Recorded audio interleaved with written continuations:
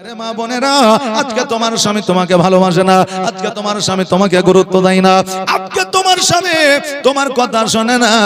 আজকে তোমাকে আমি একটা কথাই আমি বলে দিয়ে যাই, ওই কথাটা তুমি 40 দিন আমল করবে, তারপরে তুমি লক্ষ্য করে দেখবে তোমার স্বামী তোমাকে ভালোবাসে কিনা, তোমার স্বামী তোমাকে গুরুত্ব দেয় কিনা।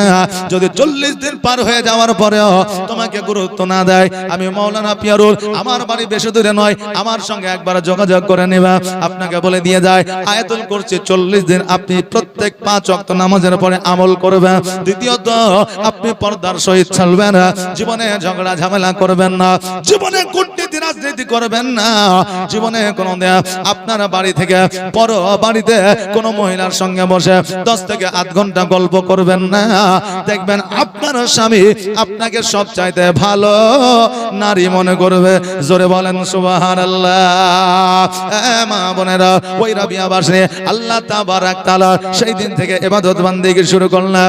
এত ইবাদত বান্দেগি করেছিলেন আমার আল্লাহ তাবারাক তাআলা ওই রাবিয়া বাসরিকে মুমিনা বানিয়ে দিয়েছিলেন। জোরে বলেন সুবহানাল্লাহ। ওই রাবিয়া বাসে জগতের মধ্যে বাবা আজকে আল্লাহর ওলি হয়েছিলেন নারীদের মধ্যে সর্বপ্রথম। জোরে বলেন সুবহানাল্লাহ। আজকে মা তুমিও রাবিয়া বাসনি যা, আজকে খাদিজাতুল কুবরা রাদিয়াল্লাহু তাআলা আনহার যা, আজকে আয়েশা সিদ্দিকা রাদিয়াল্লাহু তাআলা আনহার যা, আজকে মা ফাতেমা তুজহরা রাদিয়াল্লাহু তাআলা আনহার যা, ওনারা জান্নাতের সার্টিফিকেট পেয়েছেন, আপনি কেন পাবেন না? আগের যুগের মা বোনেরা জান্নাতের সার্টিফিকেট পেয়েছেন, বর্তমানে আমার মা বোনেরা লক্ষ্মীর ভান্ডার পাইতে আছে। জোরে বলেন নাউজুবিল্লাহ। আগের মা বোনেদের মধ্যে আমাদের মা বোনেদের মধ্যে পার্থক্যটা একবার দেখা। আগের আমলে আমাদের মা বোনেরা বাড়ির মধ্যে বসবাস করতেন, ওই বাড়িতে মেয়ে আছে কিনা বাড়ির পাশে পরপুরুষেরা জানতে পারতো না। আর এখন আমাদের বাড়িতে মা বোনেরা বসবাস করে, পুরো ওই নারীর এত গলার জোর, সকালবেলা দুপুরবেলা রাত্রিবেলা ঠিক মতো ঘুমাইতে পারে না। এদের জোর বুঝলেন এত বেড়ে গেছে। এখন মা বোনেরা বলবো হুজুর গো এতক্ষণ পর্যন্ত এত মৌলবি ওয়াজ করে গেল, এইরকম কথা বলে না, আপনি কেন বলছেন? আমাদেরকে ছোট করছেন না রে মা।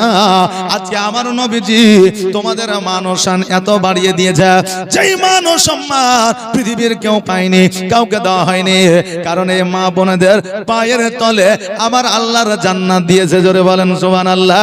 যে জান্নাতের জন্য সারা জাহানের মাগো সারা জাহানের মানুষ পাগল হয়ে আছে। আজকে দান করছেন জান্নাতের জন্য, মসজিদে যাচ্ছেন জান্নাতের জন্য, আজকে মানুষের সেবা করছেন জান্নাতের জন্য, আজকে আপনি পিতামাতার খিদমত করছেন জান্নাতের জন্য। আজকে ওই জান্নাত আপনার মায়ের পায়ের তলে দিয়েছে। জোরে বলেন সুবহানাল্লাহ। মা, আজকে তোমার পায়ের তলে জান্নাত আমার আল্লাহ দিয়েছে। এখান থেকে বোঝা যায় তোমার শান ও শওকাত মানকে আমার আল্লাহ বাড়িয়ে দিয়েছে। আজকে তুমি শান ও শওকাত নিবা না, রমজান মাসে রোজা করবা না, আর তারাবি নামাজ পড়বা না, আর বাড়ির মধ্যে সংসারে সুখ রাখবা না। আর যেমন ঈদ মুবারকের মেলা হবে অমনি লিপস্টিক লাগায়া মাস্কারা লাগায়া আর মেকআপ শেকআপ করিয়া সুন্দর 10,000 টাকার জামা পরিয়া ওই মেলায় যায়া হাজির হবে। এতে করে তোমার মান বৃদ্ধি পাবে না। হচ্ছে কি হচ্ছে না? জি, এটা হচ্ছে নামাজ রোজার দিকে কোনো ধার নাই, কিন্তু ঈদ মুবারকের মেলা যাইতে হবে, নতুন পোশাক কিনতে হবে, তারপরে সুন্দর দেখে অলংকার নিতে হবে। এটাই হচ্ছে আমাদের ঐতিহ্য। এটা আমার মা বোনেরা মনে করে। মা জননী, তোমার সন্তানকে সঠিকভাবে লালন পালন করো, এইটা হলো তোমার ঐতিহ্য। তুমি মরণকে স্মরণ করো, এইটা তোমার ঐতিহ্য। তুমি পর্দা করো, এইটা হলো তোমার ঐতিহ্য। তুমি গোপনীয় ভাবে আল্লাহর ইবাদত বান্দেগি করো, এইটা হলো তোমার ঐতিহ্য। তুমি স্বামীর খিদমত করো, এইটা হলো তোমার ঐতিহ্য। আজকে নিজের মা বাবার মতো শ্বশুর শাশুড়িকে সম্মান করো, এইটা হলো তোমার ঐতিহ্য। আজকে আপনাদেরকে আমি বলে যাই, আমার দয়ার নবী মুস্তাফা সাল্লাল্লাহু তাআলা আলাইহি ওয়াসাল্লাম মাগো তোমাদের যে মান ও সম্মান ইজ্জত দিয়েছে, কিয়ামত পর্যন্ত তোমরা যদি সঠিক রাস্তায় চলো, তোমাদের মান ও সম্মান কমাইতে পারবে না। আর নবীর প্রেমিক যারা দিশেহারা মরণের ভয় করে, আর নবীর প্রেমিক যারা দিশেহারা মরণের ভয় করে না, প্রেম তো মরে না, প্রেম তো মরে না। প্রেম করেছেন মুসা নবী তোর পাহাড়ে এগিয়েছেন চলে, ওকে খোদার নূরে পাহাড় জলে মুসা নবী জ্বলে না, প্রেম তো মরে না। প্রেম করেছেন মুসা নবী তোর পাহাড়ে গিয়াছেন চলে, ওকে খোদার নূরে পাহাড় জলে মুসা নবী জ্বলে না, প্রেম তো মরে না, প্রেম তো মরে না। প্রেম করেছেন ইব্রাহিম নবী নমরুদের আগুনে ফেলে, ওগো আগুন হইল ফুল বাগিচা ফুল ইব্রাহিমের পশম জ্বলে না, প্রেম তো মরে না, প্রেম তো মরে না, প্রেম তো মরে না। আল্লাহুম্মা সাল্লি সাইয়্যিদিনা মাওলানা মুহাম্মদ ওয়া আলা আলি সাইয়্যিদিনা মাওলানা মুহাম্মদ সাল্লাল্লাহু তাআলা আলাইহি ওয়াসাল্লাম। বাবাজি ভাইরা আমার, আজকে জগতের মধ্যে চলাফেরা করে আমার নবীজিকে মহব্বত করতে পারলাম না, কিন্তু আমার নবী মুস্তাফা সাল্লাল্লাহু তাআলা আলাইহি ওয়াসাল্লাম আমাদেরকে কত ভালোবাসেন। একবার দেখেন খেজুরের বাগানে মরুভূমির উপরে আমার নবীজি সিজদায় রত হইয়া ইয়া হাবলি উম্মতি উম্মতি বলে কান্দে, নবী আমার কান্দে কান্দে দুই চোখের পানি দিয়ে মরুভূমি যেন আপনার ভিজা দেয়। এইদিকে সাহাবায়ে কেরামগণ নবীজিকে আমার খুঁজে বেড়ায়, কোন জায়গায় খুঁজে না পাইয়া নবী কোথায় গেল, নবী কোথায় গেল। আবু হুরায়রা রাদিয়াল্লাহু তাআলা আনহু বলে, ওরে আমার নবীর সাহাবীরা শোনো, আমি নবীজিকে খোঁজার জন্য বার হয়ে গেলাম। বলে নবী কোথায় আছে, কেমন করে খুঁজে পাইবা?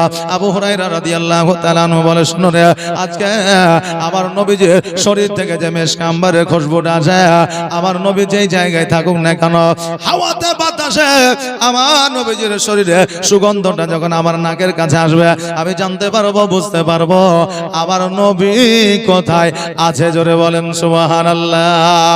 আবু হুরায়রা রাদিয়াল্লাহু তাআলা উনি যেন বার হয়ে গেলেন আর আমার নবীজিকে খুঁজতে লাগলেন। ওই খেজুর গাছের বাগানের পাশে দিয়া আমার নবী যখন চলতে আছে, আবু হুরায়রা যখন চলতে আছে, নবীর শরীরে খুশবুটা যেন আবু হুরায়রা আপনার নাকে চলে এসেছে। আপনার বাগানের মধ্যে আপনার প্রবেশ করলেন, প্রবেশ করার পরে দেখে আমার নবী যেন সিজদায় রত হইয়া ইয়া বলে উম্মতি উম্মতি বলে কান্দে। আবার আবু হুরায়রা রাদিয়াল্লাহু তাআলা আমার নবীর কাছে যাইয়া বলে, ইয়া রাসূলুল্লাহ, ইয়া হাবিবাল্লাহ, নবী গো, দয়া করে আপনি সিজদা থেকে মাথাটা উত্তোলন করেন। নেন, কেননা আজকে আপনার সাহাবী কেরামগণ আপনাকে খুঁজে খুঁজে পাগল হয়ে গেছে। ওগো নবীজি, আজকে খুঁজে না পাইয়া আমি আবু হুরায়রা রাদিয়াল্লাহু তাআলা আজকে আপনাকে খোঁজার জন্য আমি এসেছি, আপনাকে খুঁজে পেয়েছি। জলদি করে চলেন মদিনার দিকে। আর আপনার সাহাবীরা যে পাগল হয়ে আছে, আপনাকে দেখলে তাদের দিলে শান্তি আসবে। আল্লাহর নবী গো, নূরের নবী গো, কোন সাধনে পাইব আপনার মন, আর পাইলে আপনার দর্শন। আল্লাহর নবী গো, নূরের নবী গো, কোন সাধনে পাইব আপনার মন, আর পাইলে আপনার দর্শন ধন্য হইবে আমার জীবন। চাই না নবী আমার সাত রাজারে ধন। আল্লাহর নবী গো, নূরের নবী গো, কোন সাধনে পাইব আপনার মন, আর পিতা আপনার আবদুল্লাহ, মাতা আপনার আমিনা, দোদমা আপনার দাইমা হালিমা, আর পিতা আপনার আবদুল্লাহ, মাতা আপনার আমিনা, দোদমা আপনার দাইমা হালিমা, আর কুরাইশ বংশে জন্ম আপনার, রাত্রিতে হইলেন সওয়ার, মেরাজেতে নবী হইলেন রওয়ানা। আল্লাহর নবী গো, নূরের নবী গো, কোন সাধনে পাইব আপনার মন। আরে বাবা, আজকে নবীর মন পাওয়ার জন্য সাহাবী কেরামগণ কত কষ্ট করেছে, আর আজকে আমরা নবীকে ভালোবাসা ছেড়ে দিয়া যত যুবক যুবতী আছে, এরা 14 ফেব্রুয়ারি গোলাপ নিয়ে বসে থাকে। আজকে জগৎ, আজকে আমার ঠিক স্মরণ আছে। হ্যাঁ, তো এই দেখেন, বলছিলাম যে আজকে আমরা জগতের মানুষের প্রেমে, জগতের মানুষ নিয়ে আমরা ব্যতিব্যস্ত, আমরা পাগল হয়েছি, বুঝলেন। কিন্তু যেখানে আসলে মহব্বত করা দরকার, ওই জায়গায় আমরা মহব্বত করি না। যেখানে যে জায়গাটায় আমাদের ওয়াজ শোনা দরকার, সেই জায়গায় আমরা শুনি না। সবচাইতে ওয়াজ আপনার মাথায় ঢুকবে যদি সবচাইতে ভালো আমল করার উদ্দেশ্যে যদি ওয়াজ শুনে, তাহলে মসজিদের জুম্মার দিনে মৌলবীর কাছ থেকে বক্তব্য শুনতে হবে। কথা বলেন না, বাপ বেটা মসজিদে গেছে জুম্মা নামাজ পড়তে, এখন মৌলবী সাহেব প্রতি বছর প্রতি জুম্মাতে ওয়াজ করে, তো ওর ওয়াজ কিন্তু মনে লাগে না। আর ওই জুম্মাতে কিন্তু ওয়াজ শুরু করেছে যে যত জুয়ান ছেলে আছে 20 বছর পার হয়ে গেলে বিয়ে দিয়ে দিতে হবে। এখন 20 বছরের ঊর্ধ্বে যে সব ছেলে পেলে আছে, তারা বলছে এতদিনে ওয়াজ শুরু হয়েছে। জি, এতদিন ওয়াজ হয়নি, আজকে ওয়াজ হয়েছে। আর এইদিকে বুঝলেন জুয়ান ছেলে দেখছে বাপও আছে, তো এখন মুখটাকে নিচু করে বসে আছে যে এই সময় আর কি তাকাবো। এখন আধ ঘন্টা ওই বিয়ের ওয়াজ করার পরে মৌলভী সাহেব যখন ওয়াজ কমপ্লিট করেছে, তখন জুয়ান ছেলেরা চিন্তা করছে যাক আব্বার দিকে একবার তাকিয়ে দেখি, যদি আব্বা একটু হাসে জানবো যে বাড়ি গিয়ে বউ দেখা দেখি শুরু হবে। আর যদি মনটা ভারী থাকে তাহলে আমার কাজ হবে না, কারণ মানুষের মুখ দেখলে দেশের বার্তা পাওয়া যায়, বলে না। তো এখন ওই জুয়ান ছেলে আপনার বাপের দিকে তাকিয়ে দেখছে, তো বাপ ঘুমাইছে। অনেকে মসজিদে যায় দেখবেন মৌলভী সাহেব খুতবা পড়ছে, বক্তব্য দিচ্ছে, তো অনেকে ঢুলছে, মানে ও সারা জিন্দেগি ঘুমায়নি, যত ঘুম ওর মসজিদেই এসে যায়। জি হ্যাঁ, তো এই দেখেন এবার দেখছে বাপ ঘুমাচ্ছে, এখন জুয়ান ছেলে বলছে মৌলভী তোমার ওয়াজ করাই হলো, আমার শোনাই হলো, কাজ কিছু হইলো না। দয়ার নবী বিন প্রাণ বাঁচে না, একবার দেখাও না আমার, দয়ার রাসূল বিন প্রাণ বাঁচে না, একবার দেখাও না আমায়। ওরে মোর বলি তোরে দয়ার নবী কি গিয়াছে তোর উপরে ওরে মর বলি তোরে দয়ার নবী কি গিয়াছে তোর উপরে মর বলে গিয়াছে সত্য মর বলে গিয়াছে সত্য কিন্তু নবীর পায়ে রেখা কেন পড়ে না দয়ার নবী বিনে প্রাণ বাঁচে না একবার দেখাও না আমার দয়ার রাসূল বিনে প্রাণ বাঁচে না একবার দেখাও না আমায় ওরে রাখাল শোনো তো ভাই দয়ার নবীজি আমার গিয়াছেন কোথায় ওরে রাখাল শোনো তো ভাই দয়ার নবীজি আমার গিয়াছেন কোথায় রাখাল বলে বুঝি না নবী রাখাল বলে চিনি না নবী তোমরা নবী কারে দয়ার নবী বিনে প্রাণ বাঁচে না একবার দেখাও না আমায় আল্লাহুম্মা সাল্লাল্লাহু سيدنا مولانا محمد ولا على سيدنا مولانا মুহাম্মদ সাল্লাল্লাহু তাআলা আলাইহি ওয়াসাল্লাম। হে বাবাজি ভাইরা, আজকে জগতের মধ্যে এমন একটা জায়গা আছে, এমন একটা স্থান আছে, যে জায়গা যে স্থানে মানুষ পরিবর্তন হয় রে বাবা। যে জায়গাতে মহব্বতের সঙ্গে যদি 2 থেকে 3 বছর সময় দিয়ে দেয়, ওই জায়গা মানুষ পরিবর্তন হয়। আর এমনও জায়গায় আছে, ওই জায়গাতে সারা উমর ভর যদি রেখে দেওয়া হয় তবুও পরিবর্তন হয় না। আজকে খোদার ঘর মসজিদে কোন একটা মানুষকে 5 ওয়াক্ত নামাজে যদি টেনে হিজড়ে ছেড়ে যদি নিয়ে যাওয়া হয়, 2 থেকে 1 বছর যদি কন্টিনিউ নামাজ পড়ানো হয়, এমন মহব্বত তার নামাজের প্রতি বসে যাবে যে ওই মানুষটা জীবন পরিবর্তন হয়ে যাবে।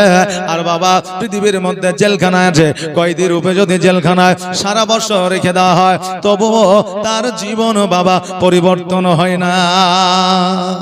এরকম জেলখাটা মানুষ আছে, কয়েদি আছে, দেখেন তাদের দিকে লক্ষ্য করে। আর মসজিদে যাওয়া মানুষের দিকে একবার লক্ষ্য করে দেখেন। বেরাদার, জগতের মধ্যে জেলখানাতে জান্নাত জাহান্নামের আলোচনা হয় না, কিন্তু খোদার ঘর মসজিদে জান্নাত জাহান্নামের আলোচনা হয়। এই জন্য খোদার ঘর মসজিদে মানুষের পরিবর্তন ঘটে। বাবা, জগতের মধ্যে মাত্র আপনার 3% জান্নাত আর জাহান্নামের আলোচনা করা আছে, 97% কোনো আলোচনা কোথাও না। আজকে আমার রাসূল বলে দিয়েছে, জান্নাত জাহান্নামের যদি 100% আলোচনা আমার আল্লাহ কোরআনের মধ্যে করে দিত, তবে মানুষ আর পৃথিবীর মধ্যে থাকতো না, কিয়ামত হয়ে যাইত। কেননা জাহান্নামের অগ্নি এত ভয়াবহ অগ্নি, জাহান্নামের যে কষ্টকর তথ্য, ওই তথ্য যদি মানুষ জানতে পারতো তবে মানুষ অটোমেটিক হার্ট ফেল করে দিত। জোরে বলেন সুবহানাল্লাহ। বাবাজি ভাইরা, হঠাৎ করে রাস্তার মধ্যে আমরা অ্যাক্সিডেন্ট দেখতে পাই না, পাই না? বাইক অ্যাক্সিডেন্ট করছে, 4 চাকা অ্যাক্সিডেন্ট করছে। এই তো ঈদ গেল, রমজান মাসে অনেকে ছুটিতে এসেছে, মানে রাজমিস্ত্রি কাজ করে এসেছে, কত জোয়ান ছেলের জীবন চলে গেল। তবুও এই জোয়ান ছেলেদের শিক্ষা হয় না। আমরা 4 চাকায় প্রোগ্রামে যাই তাই ভয় করি, আর বাইকে চুজে যার কোনো গ্যারান্টি নাই, পড়ে গেলে তার জীবন শেষ, সে ভয় করে না। মনে হচ্ছে মোটরসাইকেল দিলে পেলেন চলে গেল, জি বসে রাখো। কিন্তু তুমি মারা গেলে তোমার জীবন কাহিনী শেষ। কষ্ট করবে তোমার বিবি, কষ্ট পাবে তোমার ছেলে, কষ্ট পাবে তোমার মা, কষ্ট পাবে তোমার বাবা। তুমি তো চলে গেলে তোমার কি নাকি? এই জন্য জোয়ান ছেলেদের কাছে আমার আবেদন, রিকোয়েস্ট, যে তোমরা বাইক খুব সাবধানতা অবলম্বন করে চালাবে, কারণ একটা জীবনের মূল্য বেশি সময়ের চাইতে। জোরে বলেন সুবহানাল্লাহ। বাপজি ভাইরা, আজকে যে জাহান্নামের কথা আমি আপনাদের বলতেছিলাম, আজকে একটা অ্যাক্সিডেন্ট হলে যদি রক্তমাখা শরীর আমরা দেখতে পাই, অনেকে আছে অজ্ঞান হয়ে যায়, অনেকে আছে তার শরীরটা থরথর করে কাঁপে, অনেকে আছে অনেকের আপনার প্রেসার বেড়ে যায়, না বাড়ে না? একটা খাম মানুষ অজ্ঞান হয়ে মানে রক্তাক্ত শরীর যদি দেখে হয়ে যায়, সবচাইতে বেশি আমার মা বোনেরা হয়। হ্যাঁ বাপজিরা, এইরকম ওই জাহান্নামের কথা যদি 100% আমার আল্লাহ কোরআনে দিয়ে দিত, তাফসীরে যদি পাওয়া যেত, তবে মানুষ অটোমেটিক হার্ট ফেল করে দিত। জোরে বলেন সুবহানাল্লাহ। আজকে আমরা তো দূরের কথা, হযরত ওমর ফারুক রাদিয়াল্লাহু তাআলা আনহু, যিনি পৃথিবীর মধ্যে জান্নাতের সার্টিফিকেট পেয়েছিলেন, যিনি পৃথিবীর মধ্যে গুনাহ জেনার ছিল না, নেকি আর নেকি, ওই হযরত ওমর ফারুক রাদিয়াল্লাহু তাআলা আনহুর সম্মুখে আমার নবী যে জাহান্নামের মাত্র 100-র মধ্যে 3% বয়ান করেছিলেন।